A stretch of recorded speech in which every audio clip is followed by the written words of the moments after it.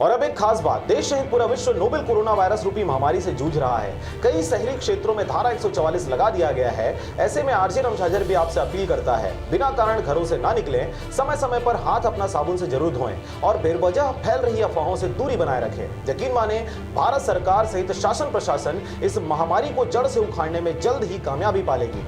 धन्यवाद।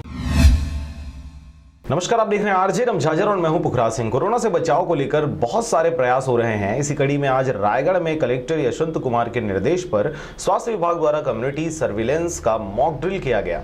आखिर क्या है मॉक ड्रिल, कैसे किया जा रहा है, देखिए यह रिपोर्ट। आपको बता दें कि रायगढ़ के सत्तीगुड़ी क्षेत्र में स्वास्थ्य विभाग की 10 टीमों के द्वारा कलेक्टर की मौजूदगी में लगभग 200 घरों में यह सर्वे किया गया। सर्वे निर्धारित गाइडलाइन के अनुसार बारीकी से जानकारी एकत्रित कर मॉक ड्रिल किया गया। सर्वे के पूर्व उन्होंने सभी टीमों को निर्देश दिए कि प्रत्येक घरों में जाकर निर्धारित फॉर्मेट अनुसार पूरी जानकारी एकत्र करें। उन्होंने कहा कि किसी संक्रमित के पता चलने पर संक्रमण की रोकथाम के लिए किए जाने वाला यह सबसे महत्वपूर्ण कार्य, अतः मॉक ड्रिल पूरी गंभीरता से करें। इस दौरान सोशल डिस्टेंसिंग व अन्य सुरक्षा के उपायों का पालन जरूर करें। इस मौके पर एसडीएम राजेंद्र कटारा, जिला पंचायत सीईओ रीचा प्रकाश चौधरी तथा मुख्य चिकित्सा एवं स्वास्थ्य अधिकारी डॉक्टर एसएन केसरी भी मौजूद रहे। इसके अलावा कलेक्टर बंसीवट में बने क्वारंटाइन सेंटर तथा मातृ एवं शिशु चिकित्सालय के निरीक्षण में पहुंचे, जहां आइसोलेशन वार्ड को 30 बिस्तर से बढ़ाकर 100 बिस्तर किया गया है, जिसके लिए अब अस्पताल के 4 फ्लोर को आइसोलेशन वार्ड बनाया गया है। कलेक्टर ने मेडिकल कॉलेज के डीन